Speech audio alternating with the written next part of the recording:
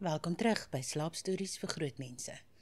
Ons is natuurlik julle gunsteling potgooi om na te luister, so asseblief gee ons reviews en 'n paar sterre daar. As julle 'n paar sente het wat rond lê, ons sal dit beslis van julle afvat in ons donasieblokkie.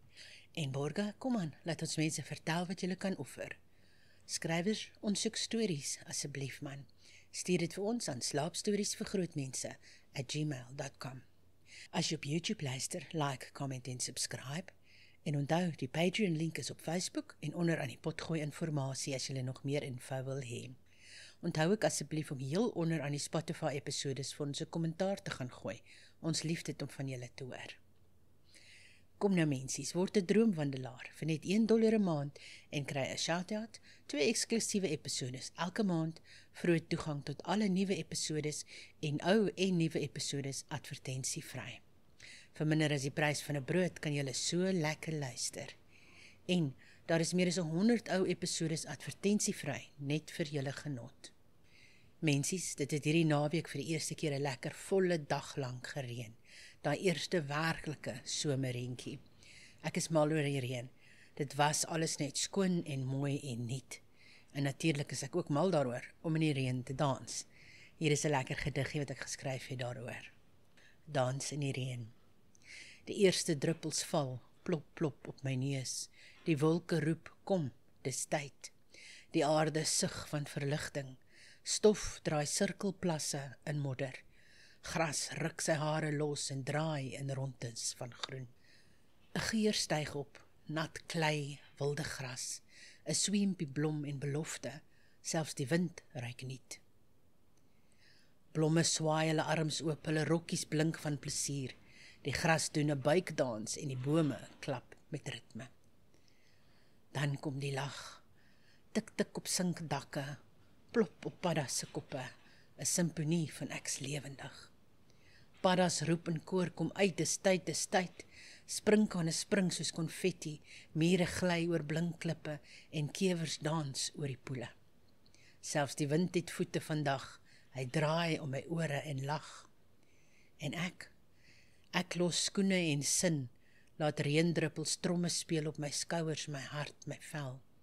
Want wanneer die reën begin dans, kan niks stil bly staan nie, selfs die wêreld draai ligter, vol lag en lewe.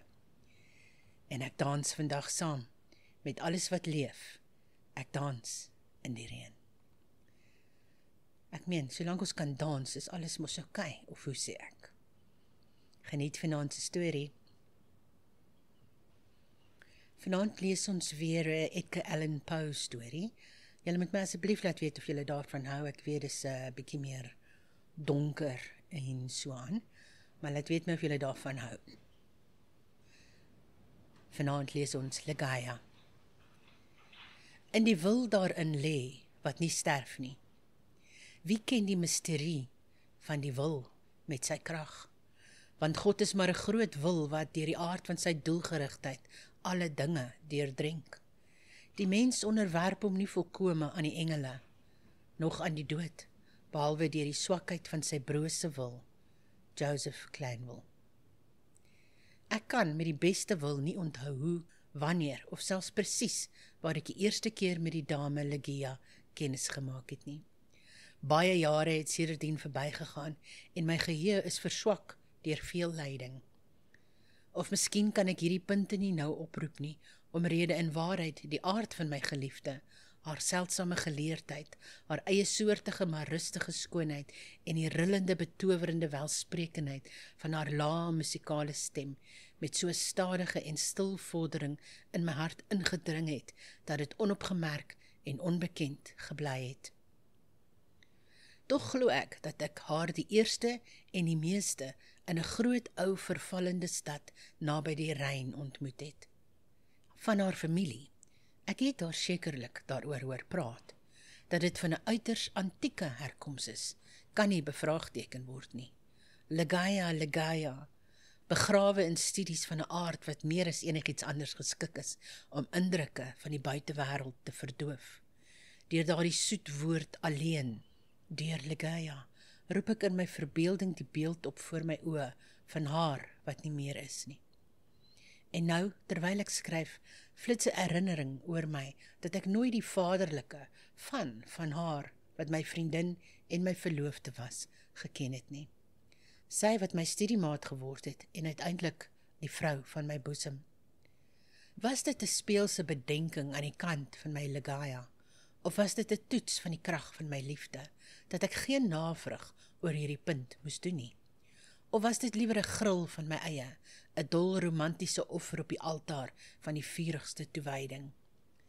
Ek onthou vaagweg die feit self, watter wonder dan, dat ek die omstandighede wat dit veroorsaak of vergesel het, heeltemal vergeet het. En inderdaad, as ooit daardie gees wat romanse heet, indien ooit sy die vaal en misvlerkige Astofet van die afgodiese Egipte, soos daar vertel word, die voog was oor onheilspellende huwelike, dan was sy sekerlik die voog oor myne. Daar is egter een dierbare onderwerp waarin my geheue my nie faal nie. Dit is die persoon van Legaia. In gestalte was sy lank, ietwat skraal en in haar laaste dae selfs uitgeteer. Te vergeefs sou ek probeer om die majesteit, die rustige gemak van haar houding of die onverklaarbare ligtheid en elastisiteit van haar voetval te skilder. Sy het gekom en gegaan soos 'n skaduwee. Ek het nooit van haar toegang tot my geslote studeerkamer geweet nie, behalwe deur die lieflike musiek van haar saggies soete stem, wanneer sy haar marmervuis op my skouer geplaas het. In gesigskoonheid het geen meisie haar ooit geëwenaar nie. Dit was die glans van 'n opiumdroom, 'n ligte geesverheffende visioen, wilder godelik as die fantasie wat oor die slapende siele van die dogters van Delos gesweef het. Tog was haar gelaatstrekke nie van daardie gereelde vorm wat ons valsliks geleer is om in die klassieke werke van die heidene te aanbid nie. Daar is geen uitnemende skoonheid, sê Bacon, Lord Verulam, en spreek waar van al die vorme en soorte van skoonheid, sonder 'n mate van vreemdheid in die proporsies nie. En alhoewel ek gesien het dat die gelaatstrekke van Legaia nie klassiek reëlmatig was nie, alhoewel ek besef het dat haar lieflikheid inderdaad uitnemend was, en gevoel het dat daar veel van vreemdheid te deurdring, het ek te vergeefs probeer om die onreëlmatigheid aan te dui en my eie gevoel van die vreemde tot sy oorsprong na te spoor. Ek het die kontour van die hoë bleek voorkop bestudeer. Dit was foutloos. Hoe koud is daar die woord, wanneer dit op 'n majesteit so goddelik toegepas word. Die vel, wat met die reinste ivoor meegeding het, die heersende wyte en rus, die sagte prominensie van die streke bo kan die slape. En dan die raafswart, die glansende, die weelderige en natuurlike krullende lokke, wat die volle krag van die homeriese epitet jesant krullend laat geld het. Ek het gekyk na die fyn lyne van die neus, en nêrens behalwe in die sierlike medaljonne van die Hebreëus het ek soortgelyke volmaaktheid gesien nie. Daar was dieselfde weelderige gladheid van oppervlak, dieselfde skaars merkbare neiging tot die arendvorm, daardie harmoniese geboë neusvleuels wat die vrye gees verklap. Ek het die soet mond beskou. Hier was inderdaad die triomf van alle hemelse dinge, die luisterryke draai van die kort bolip, die sagte weelderige sluimer van die onderlip, die kuiltjies wat gespeel het en die kleur wat gepraat het, die tande wat met 'n byna skrikwekkende glans elke straal van die heilige lig teruggekaats het wat daarop geval het in haar serene en bedaardste, maar steeds jubelende glimlag. Ek het die vorm van die ken ondersoek, en ook hier het ek die sagtheid van breedte, die teerheid en die majesteit, die volheid en die geeslikheid van die Griek gevind, die kontour van die god Apollo, selfs in 'n droom aan Cleomenes, die seun van die Athener, geopenbaar het. En toe het ek in die groot oë van Legaia ingetuur. Vir oë het ons geen modelle in die verre oudtyd nie. Dit kan ook wees dat in hierdie oë van my geliefde die geheim gelê het waarna Lord Verulam verwys. Hulle was, ek moet glo, veel groter as die gewone oë van ons ras. Hulle was selfs voller as die volste takbok oë van die stam in die valleie van Noriat. Tog was dit slegs by tye, op oomblikke van intense opskudding, dat hierdie eienaardigheid by Legaia meer as effens merkbaar geraak het. en op sulke oomblikke van haar skoonheid, so dit in my verhitte verbeelding miskien gelyk, die skoonheid van wesens af bo, of afgesonder van die aarde, die skoonheid van die fabelagtige hoerie van die Turk, die kleur van die oogappel van die diepste swart, en ver daaroor het Swellard jetagtige wimpers van groot lengte gehang. Die wenkbroue effens onreëlmatig in omlyning in dieselfde tint. Die vreemdheid egter, wat ek in die oë gevind het, was van 'n aard wat verskillend was van die vorming, of die kleur, of die glans van die eienskappe, en moet alles in ag geneem aan die uitdrukking toegeskryf word. Ag, woord sonder betekenis, agter wie se reuse wyte van blote klank ons onkunde oor soveel geestelike dinge verskans.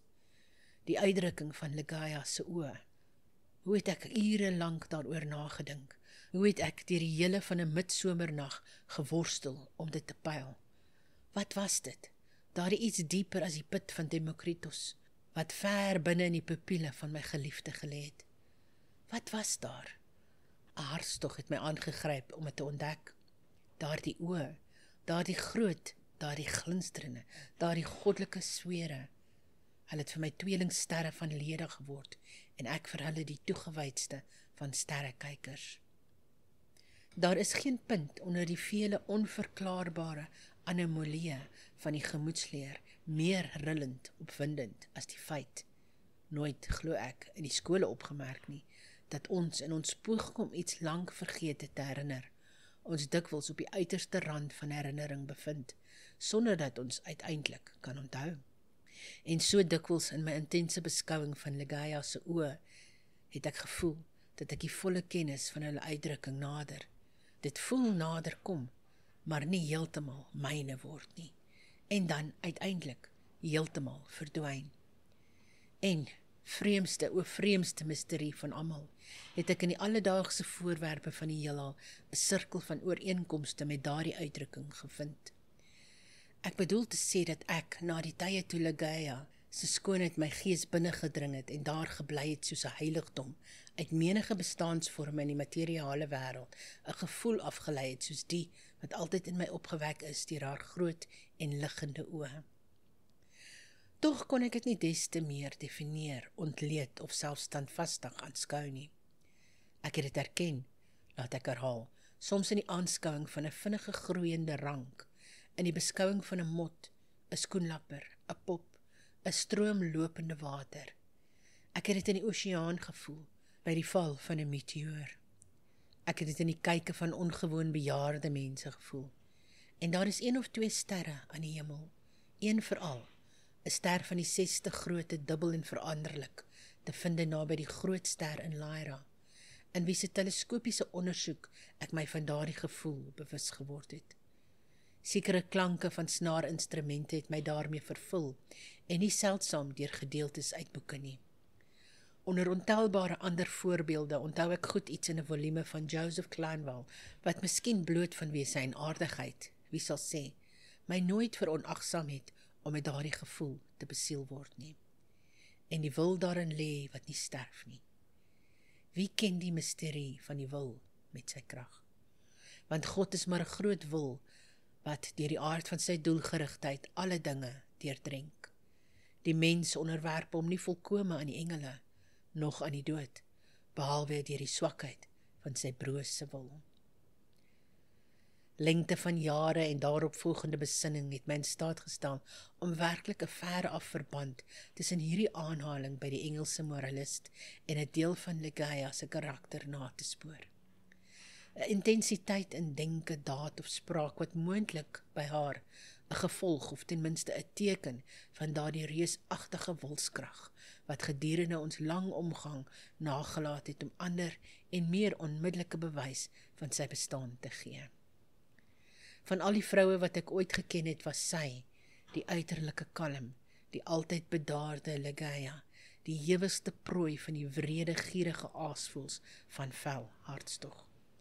En van so 'n hartstog kon ek geen begrip vorm nie, behalwe deur die wonderbaarlike verwyding van daardie oë wat my terselfdertyd so verruk en verskrik het, deur die byna magiese melodie, modulering, duidelikheid en bedaardheid van haar baie lae stem, en deur die fel energie dubbel effektief gemaak deur kontras met haar wyse van uiting van die wille woorde wat sy gewoonlik geuiter het.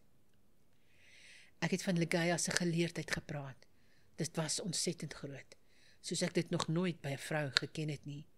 In die klassieke tale was sy diepkundig, en sover as wat sy my eie kennis van die moderne dialek van Europa gestrek het ek haar nooit onkundig bevind nie. Het ek Legaia ooit onkundig gevind oor enige onderwerp van die akademie se meesterskatte, juis omdat dit die mees ingewikkelde was. Hoe buitengewoon, hoe rillend, het daardie een punt in die aard van my vrou my eers op hierdie laat tydperk tot die volle aandag gedwing. Ek het gesê, haar kennis was soos ek nog nooit by 'n vrou gesien het nie, maar waar asem die man wat die wye gebied van morele, fisiese en wiskundige wetenskap deurtrek het, en suksesvol. Ek het toe nie gesien wat ek nou duidelik besef nie, naamlik dat Legaia se verwerwinge reusagtig verstommend was. Tog was ek voldoende bewus van haar oneindige oppergesag om my, met 'n kinderlike vertroue aan haar leiding oor te gee, deur die chaotiese wêreld van metafisiese ondersoek, waarin ek gedurende die vroeë jare van ons huwelik die besigste was. Met watter groot triomf, met hoe 'n lewendige verrukking, met hoeveel van alles wat eteries is en hoop het ek gevoel, terwyl sy oor my gebuig het, in studies wat min gesoek, nog minder geken was, deur hierdie heerlike vergesig wat met stadige grade voor my uitgekring het, langs wie se lang, pragtige en heeltemal onbetrede pad ek uiteindelik vorentoe sou kon vorder na die doel van 'n wysheid, te goddelik kosbaar om nie verbode te wees nie. Hoe skerp moes dan die smart gewees het, waarmee ek na 'n paar jaar my gegronde verwagtinge sien vlerke kry en wegvlieg. Sonder Legaia was ek maar soos 'n kind wat in die donker rondtas. Haar teenwoordigheid, haar voorlees alleen, het die vele misterie van die transcendentalisme waarin ons verswelg was, helder verlig. Ontbreek die stralende glans van haar oë, het letters, vlammend en goue, dowwer as saturniniese lood geword. En nou het daardie oë al minder en minder dikwels op die bladsy geskyn, waaroor ek gebuk gegaan het. Legaia het siek geword. Die wilde oë het met 'n te heerlike skittering gebrand. Die bleke vingers het die deurskynende wasagtige skyn van die graf aangeneem. En die blou are op die hoë voorkop het ontstuiming met die getye van sagte emosies geswel en gesak. Ek het gesien dat sy moes sterf, en ek het ewig in my gees geworstel met die grimmige Azrael, en die worsteling van die vurigste vrou, wat tot my verbasing selfs meer kragtig as my eie. Daar was in haar strenge natuur baie, wat my die oortuiging gegee het dat die dood vir haar sonder sy verskriklike sou kom, maar dit was nie so nie. Woorde is magteloos om enige regte idee te gee oor die felheid van die weerstand, waarmee sy met die skaduwee geworstel het. Ek het in angs gekreun oor die jammerlike skouspel.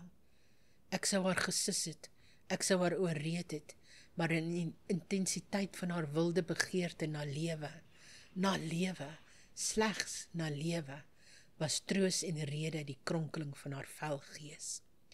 Is die uiterlike bedaardheid van haar houding geskok. Haar stem het sagter geword, laar, maar ek sou nie wou uitbrei oor die wilde betekenis van die rustige geuite woorde nie. My brein het gespin terwyl ek geluister het, betower, na 'n melodie meer as menslik, na aannames en aspirasies wat die sterflikheid nog nooit tevore geken het nie. Dat sy my liefgehad het, sou ek nie betwyfel het nie, en ek kon maklik bewus gewees het, dat liefde in 'n bors soos hare geen gewone hartstog sou gewees het nie.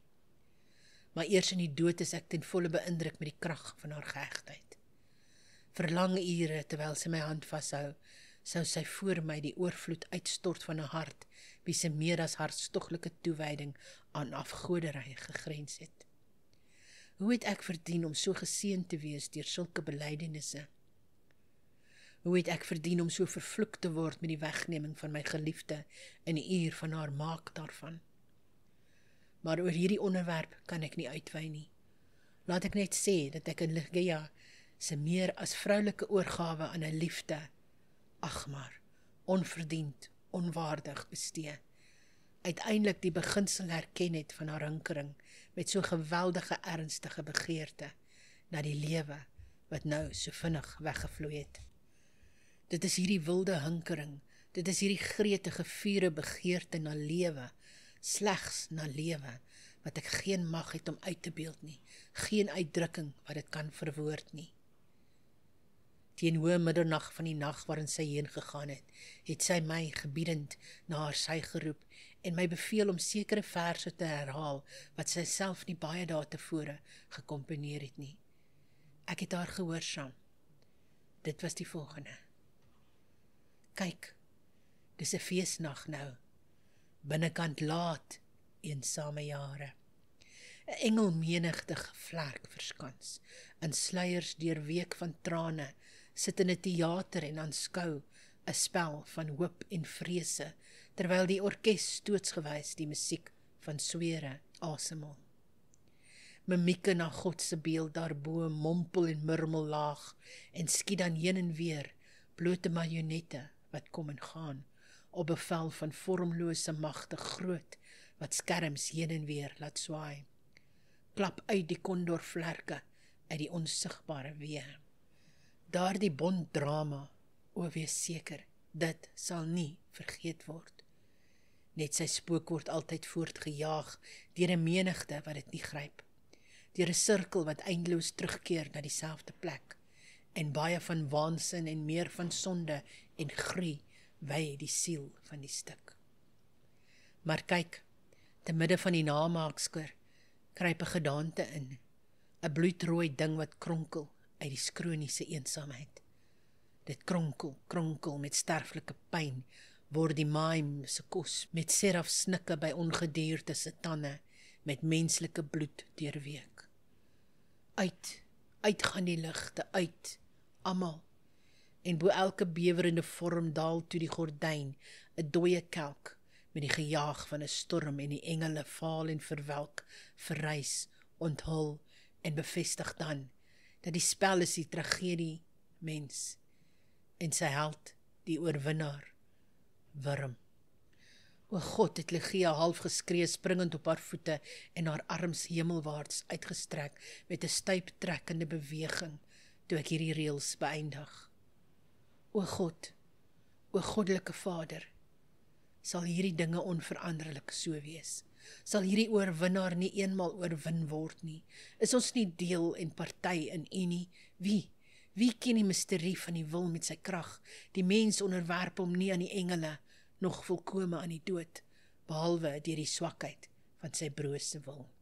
En nou, asof uitgeput deur emosie, het sy haar wit arms laat sak, en plegtig na haar sterfbed teruggekeer. En soos sy haar laaste sug geasem het, het daar 'n sagte murmuring daarmee saam oor haar lippe gekom. Ek het my oor naby gebring en weer die slotwoorde van die aanhaling by Glanville onderskei. Die mens onderwerp hom nie volkome aan die engele, nog aan die dood, behalwe deur die swakheid van sy brose wil. Sy het gesterf, en ek, verpletter tot in die stof van smart, kon die eensame verlatenheid van my woning in die dowwe vervallende stad aan die Ryn nie langer verduur nie. Ek het nie gebrek gehad aan wat die wêreld rykdom noem nie. Ligeia het my veel meer gebring as wat gewoonlik aan die lot van sterflinge val.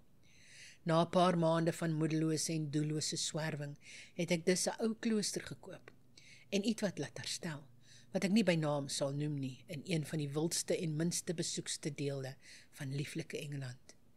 Die sombere en droewige grootsheid van die gebou, die byna barbaarse aanblik van die landgoed, die vele melancholiese en eerwaarde herinneringe wat met beide verbind is, het baie ooreengestem met die gevoelens van volkome verlatenheid wat my na hierdie afgeleë en onsosiale streek gedryf het. Tog, alhoewel die uiterlike abdye met sy welige verval wat daaraan gehang het, min verandering ondergaan het, het ek, met 'n kinderlike koppigheid, en miskien met 'n vaal hoop om my smarte te verlig, toegegee aan 'n vertoon van meer as koninklike weelde binnenshuis. Vir sulke dwaashede het ek reeds in my kinderjare 'n smaak opgedoen, en nou het hulle na my teruggekom, soos in die mistroostige ouderdom van smart. Helaas, Ek voel hoeveel van selfs ontluikende waansin ontdek kon gewees het in die pragtige en fantastiese drapeserie, in die plegtige Egiptiese houtsneewerk, in die wilde kroonlisse en meubels, in die bedlamse patrone van die tapuite van tuftgoud. Ek het gebonde slaaf geword in die boeie van opium, en my werke en my bevele het 'n kleuring uit my drome aangeneem. Maar by hierdie belaglikhede moet ek nie stilhou nie.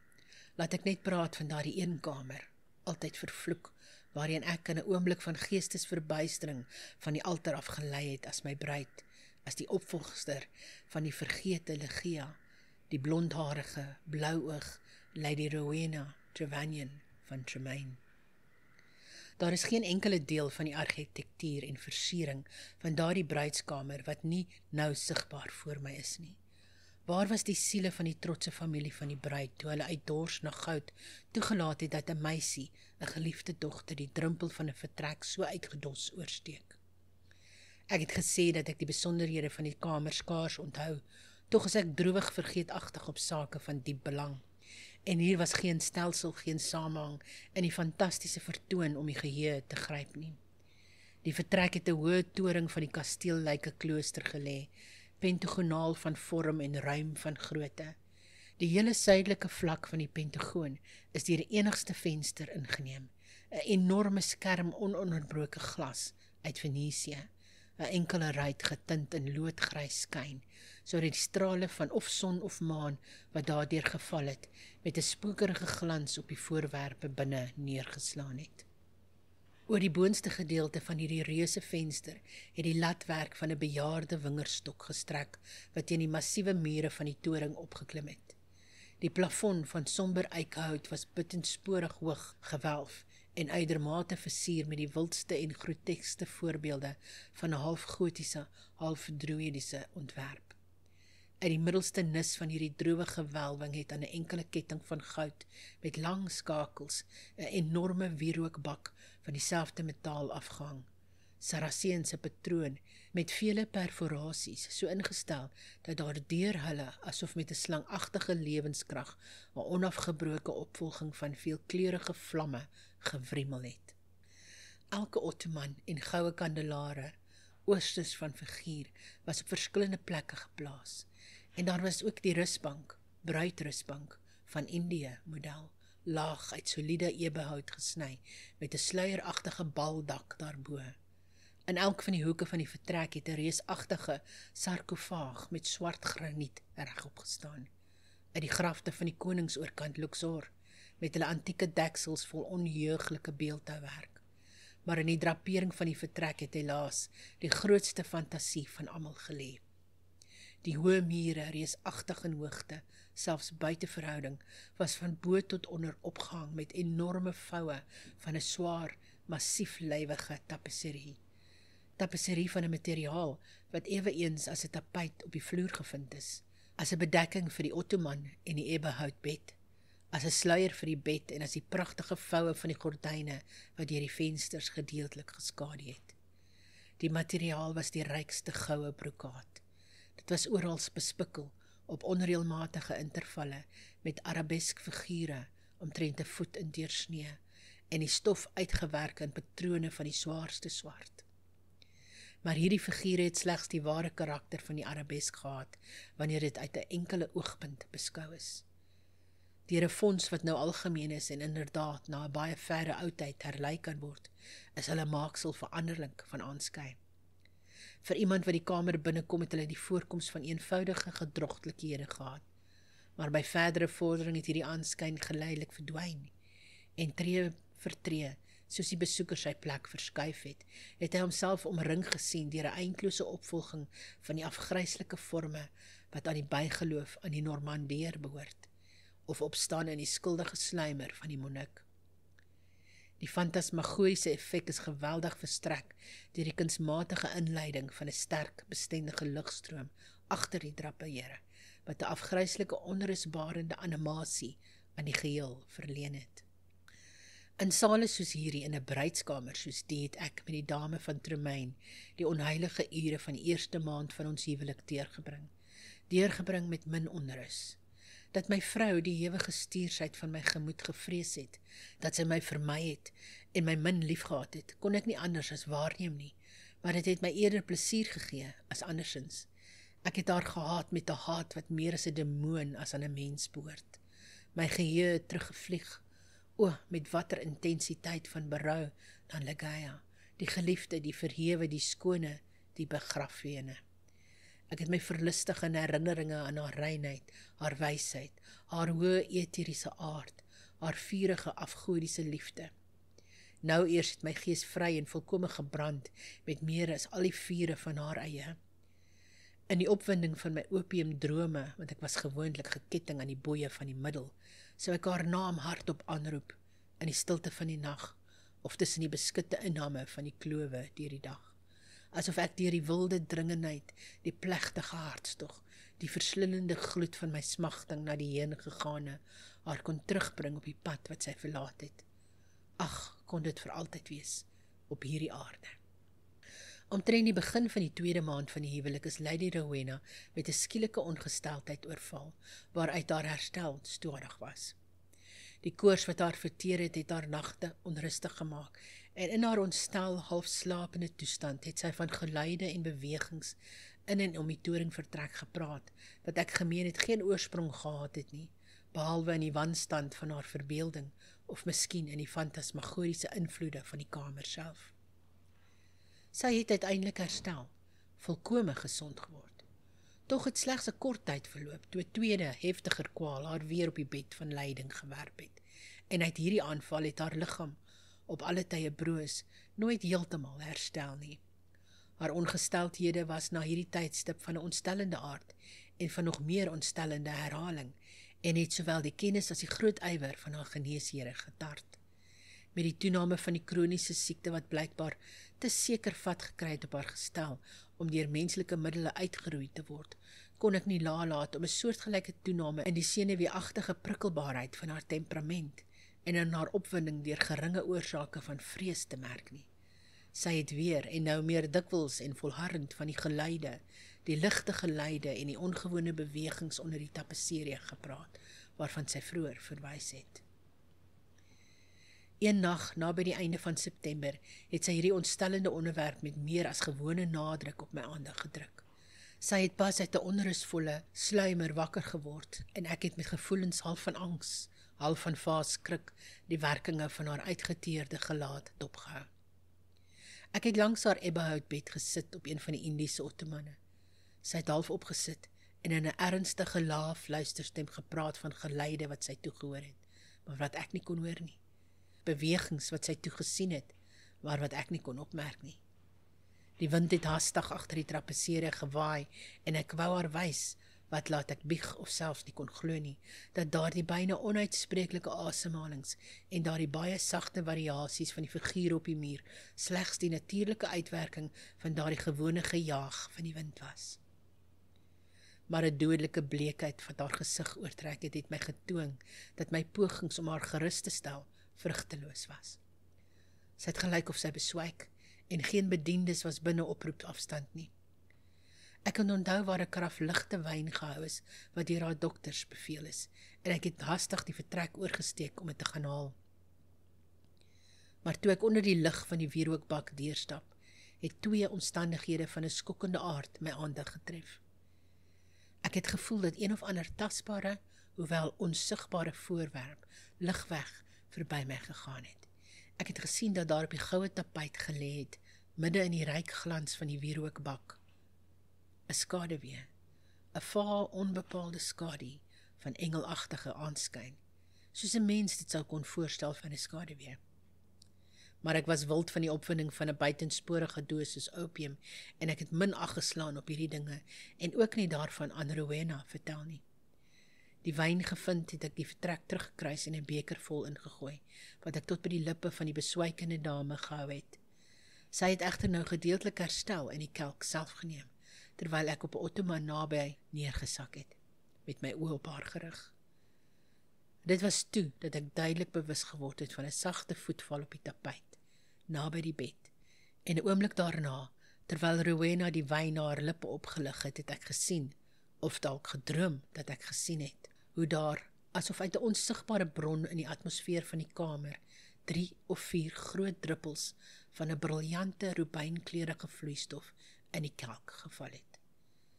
Indien ek dit gesien het, nie so Rowena nie.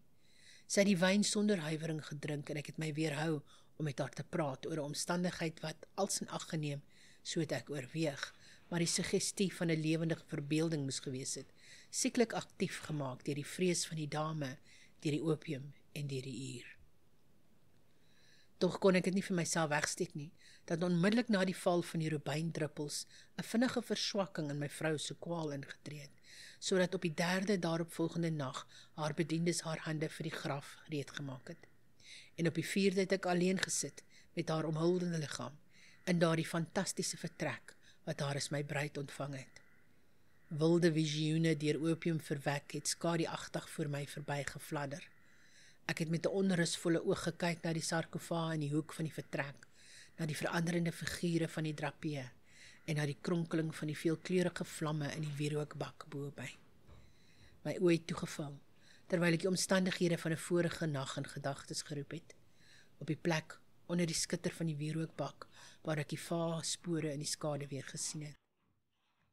Dit was egter nie meer daar nie, en met groter vryheid van asemhaling het ek my blik na die vaal en stywe figuur op die bed gewend. Toe het 1000 herinneringe aan Ligeia oor my gestort, en toe het die volle van daardie onuitspreeklike wee, waarmee ek haar destyds so toegedek beskou het, met die woeste gevoel van 'n vloed in my hart teruggekeer. Die nag het gekwyn, en nog steeds met 'n bors vol bitter gedagtes aan die enigste en opperste geliefde, het ek bly staar na Rowena se liggaam. Dit kon middernag gewees het, of vroeër, of later, want ek het geen notisie van tyd geneem nie. Toe 'n snik, sag, teer, maar baie duidelik, my uit my pynsing laat skrik. Dit het gevoel, dit het van die ebbehoutbed gekom, die bed van die dood. Ek het in angs van bygelowige skrik geluister, maar daar was geen herhaling van die geluid nie. Ek het my visie gespan om enige beweging in die lijk te onderskei, maar daar was nie die geringste waarneembare nie. Tog kon ek nie mislei gewees het nie. Ek het die geluid gehoor, hoe vaag ook al, en my siel was binne in my wakker. Ek het vasbeslote en volhardend my aandag op die liggaam bleg. Baie minute het verloop voordat enigiets plaasgevind het wat lig op die misterie kon werp. Uiteindelik het dit duidelik geword dat 'n ligte, baie flou en skaars merkbare tint van kleur in die wange en langs die ingesonke fynare van die ooglope opgevlam het. Deur 'n soort onuitspreeklike afgryse en ontsag, waarvoor die taal van sterflikheid geen voldoende kragtige uitdrukking het nie, het ek gevoel hoe my hart ophou klop. My ledemate waar ek sit, styf word. Toe het 'n gevoel van plig my uiteindelik my selfbeheersing laat herwin. Ek kon nie langer twyfel dat ons te hastig was in ons voorbereidings nie, dat Rowena nog geleef het. Dit was nodig dat daar onmiddellik opgetree word. Tog was die toring heeltemal afsonderling van die deel van die klooster waar die bediendes gewoon het. Daar was niemand binne roepafstand nie. Ek het geen middele gehad om hulle tot my hulp te roep sonder om die vertrek vir vele minute te verlaat nie. En ek kon dit nie waag nie. Ek het dus alleen gesukkel in my pogings om die gees wat nog gehuiwer het terug te roep.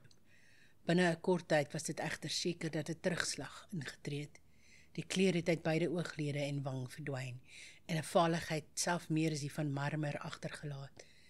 Die lippe het dubbel teruggekrimp en saamgetrek in die spokerige uitdrukking van die dood. 'n Weerstigtende klamheid en koue het vinnig oor die oppervlak van die liggaam versprei, en al die gewone streng stygings van die dood het onmiddellik gevolg. Ek het teruggesak op die rusbank, waarvan ek so skielik opgewek is, en myself weer oorgegee aan vurige wakende visioene van Ligeia. 'n uur het so verloop. Toe, kan dit moontlik wees, het ek 'n tweede keer 'n vaag geluid uit die rigting van die bed gewaar. Ek het geluister, tot in die uiterste van afgryse. Die geluid het weer gekom, dit was 'n sug. Ek het na die lijk toe gehaas en duidelik gesien, 'n bewing op die lippe. 'n minuut later het dit verslap en 'n helder lyn van parelwit tande blootgelê.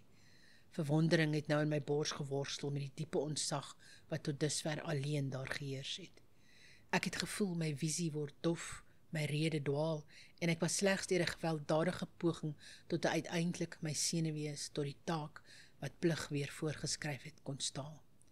Daar was nou 'n gedeeltelike groet op die voorhoof en op die wang en keel, en waarneembare warmte het die hele liggaam deurdring. Daar was selfs 'n ligte polsslag aan die hart. Die dame het geleef, en met verdubbelde ywer het ek my aan die herstelwerk gewy.